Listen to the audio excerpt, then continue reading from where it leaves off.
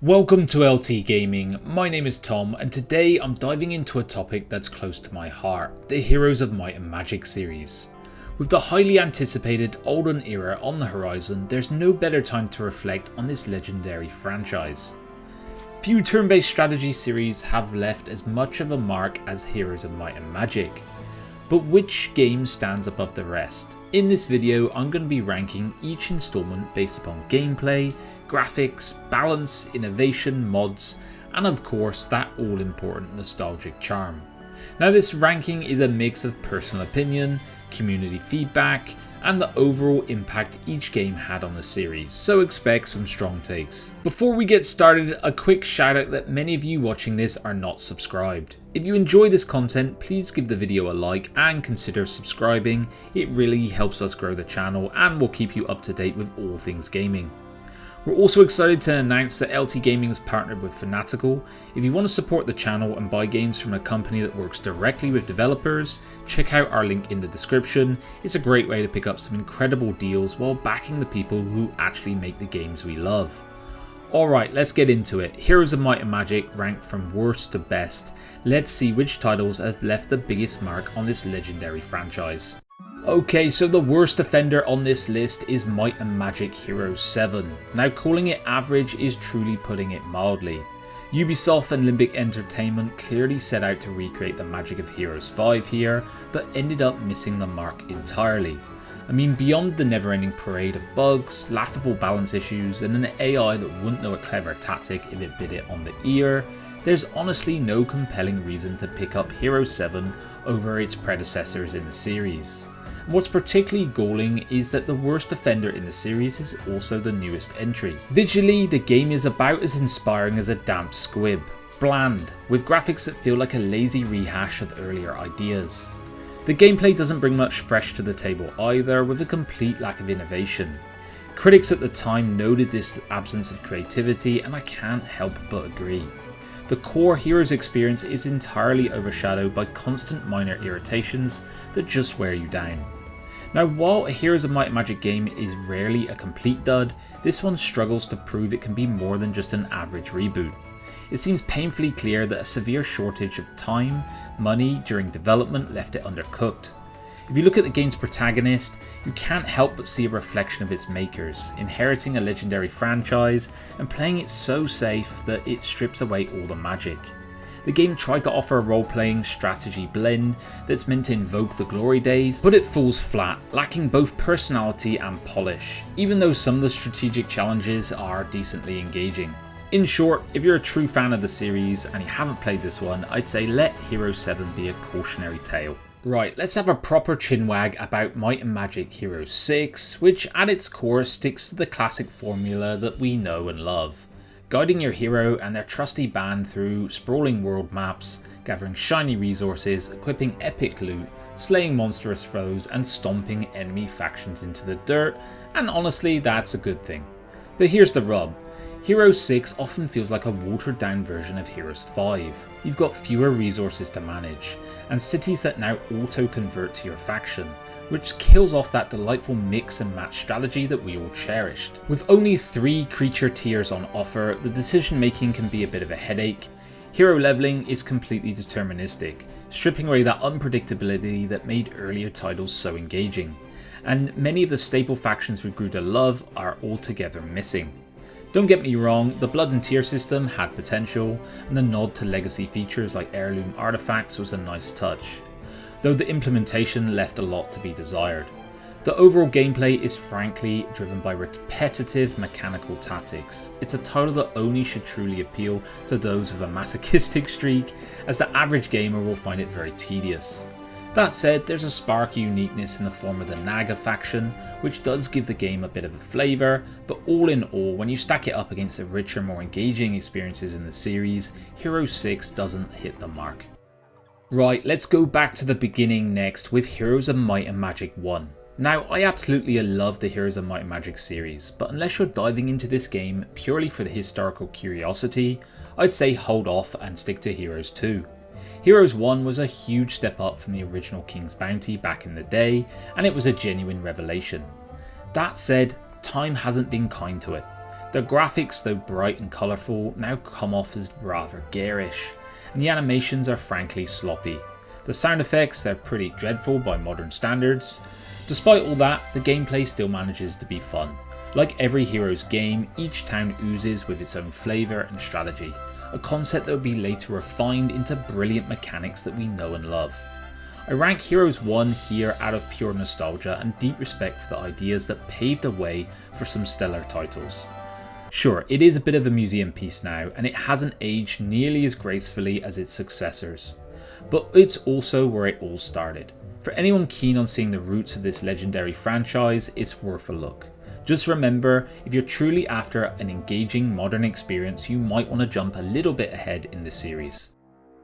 Right, let's have a natter next about Heroes of Might and Magic 4. It's a bit different from the rest, yet still recognisably a Heroes of Might and Magic title, which is exactly why I fancy it even over some other objectively better turn-based strategy games. Now, does it have its flaws? Absolutely. The art style is frankly a disaster, arguably some of the worst in the series, especially when you look at the creature designs and those clunky animations. The balance here is pretty wacky too. Our heroes in combat are a love-hate affair, feeble as a kitten early on, then turning into colossal behemoths later down the line, which can be fun of course. But if we look at the lack of creature upgrades, the occasional performance hiccups as well, there's a lot to dislike with this title.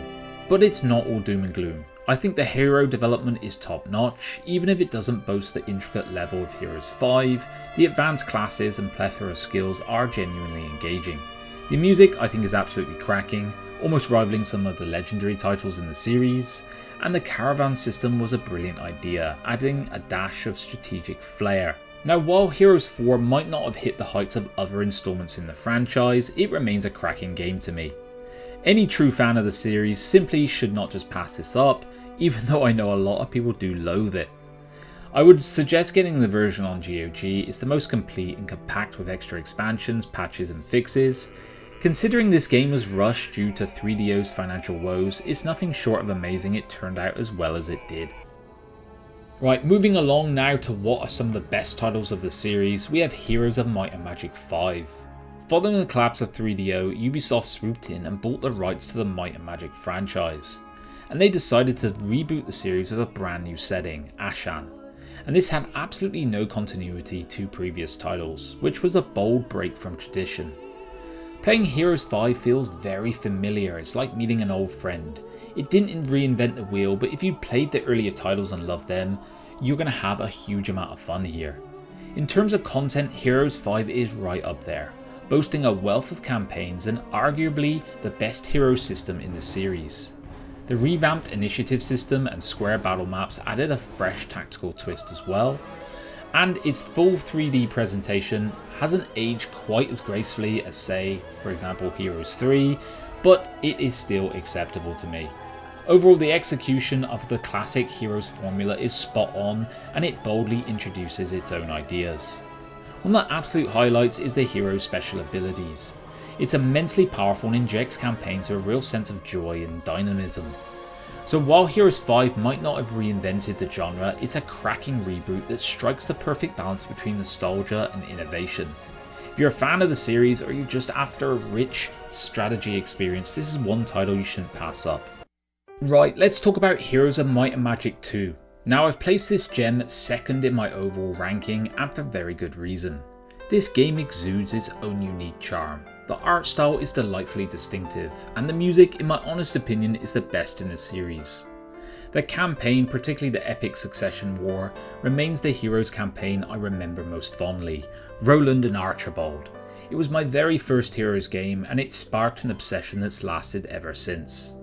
Now, sure, some might argue later entries in the series, for example Heroes 5, offers more modern polish, but nothing beats the nostalgic thrill of unleashing your crusaders or devastating black dragons for the very first time.